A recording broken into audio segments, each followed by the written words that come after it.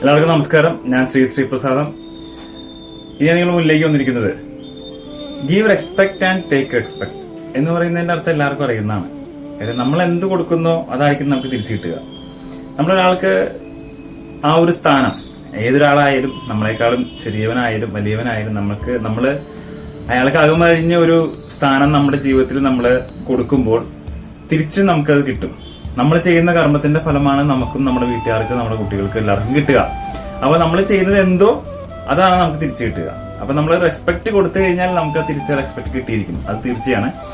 അതുപോലെ തന്നെയാണ് കരിങ്കാലിയെ കുറിച്ച് പലരും ചോദിക്കുന്ന സംശയങ്ങൾ എന്ന് പറയുന്നത് ഞാൻ പല വീഡിയോകളിലും പറഞ്ഞിട്ടുണ്ടെങ്കിൽ തന്നെയും, രാത്രി കാലങ്ങളിൽ കരിങ്കാലി ഉപയോഗിക്കാമോ, കരിങ്കാലി എങ്ങനെ ക്ലെൻസ് ചെയ്യാം, അല്ലെങ്കിൽ എങ്ങനെ എനർജൈസ് ചെയ്യാം, നോൺ വെജ് കഴിക്കുമ്പോൾ കരിങ്കാലി ഉപയോഗിക്കാമോ എന്നുള്ളതെല്ലാം സാധാരണക്കായി എല്ലാവർക്കും വരുന്ന ഒരു സംശയമാണ്. അപ്പോൾ കരിങ്കാലി എന്ന് പറയുന്നത് കരിമരം, എബോണി വുഡ്. അപ്പോൾ അതൊരു നാച്ചുറൽ ആയിട്ടുള്ളൊരു പ്രൊഡക്റ്റാണ്. അതിൽ ഒരു എനർജി ഉണ്ട്. ആ എനർജി നമ്മൾ മനസ്സിലാക്കിക്കൊണ്ട് നമ്മുടെ ജീവിതത്തിലേക്ക് അതിനെ കൊണ്ടുവന്നാലാണ് നമുക്ക് പൂർണ്ണമായിട്ടും അതിൻ്റെ ഒരു ഫലം നമുക്ക് കിട്ടുക. അപ്പോൾ രാത്രി കാലങ്ങളിൽ ഉരിവെക്കാൻ താല്പര്യമുള്ളവർ ഉരിവെക്കുക. നോൺ വെജ് കഴിക്കുമ്പോൾ മാറ്റിവെക്കാൻ പറ്റുന്ന അവസരമാണെന്നുണ്ടെങ്കിൽ മാറ്റിവെക്കുക. അപ്പൊ നമ്മൾ അതിന് ഇത്രയും പൈസ കൊടുത്ത് വാങ്ങുന്ന ഒരു ഉൽപ്പന്നം നമ്മൾ അതിനെ ഒരു സ്ഥാനം നമ്മുടെ ജീവിതത്തിൽ കൊടുക്കേണ്ടതുണ്ടെന്ന് നമ്മുടെ ഉള്ളിന്റെ ഉള്ളിൽ തോന്നിക്കുക. ആ ഉള്ളിനുള്ളിൽ തോന്നിക്കുന്നതാണ് നമ്മളിലേക്ക് തിരിച്ചു വരുന്നത്, റിഫ്ലക്ട് ചെയ്യുന്നത്.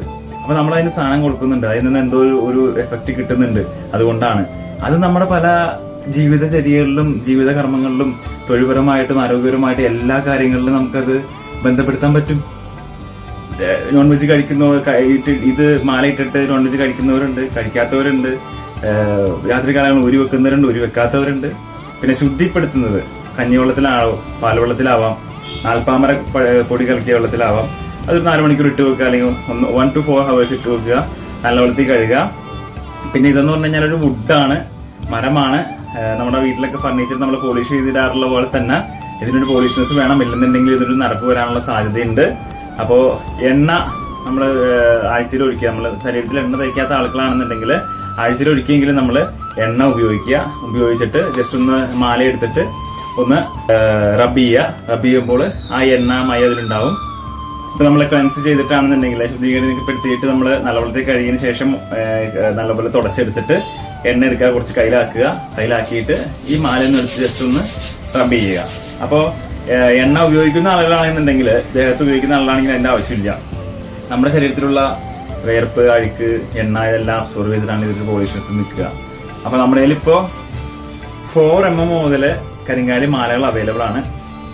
അപ്പോൾ 4 mm, 5 mm, 6 mm, 7 mm, 8 mm, 9 mm, 10 mm, 12 mm, 14 mm, 16 mm ഇത്രയും വേരിയന്റ് നമ്മുടെ കയ്യിൽ അവൈലബിൾ ആണ്.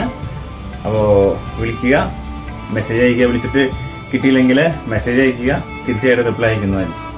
അപ്പോൾ മാല പ്ലെയിൻ മാലയുണ്ട്, അതുപോലെ തന്നെ നമുക്ക് പിന്നിക്കെട്ടിയ മാല നമുക്ക് 5 mm അവൈലബിൾ ആണ്, 6 mm അവൈലബിൾ ആണ്, 7 mm അവൈലബിൾ ആണ്.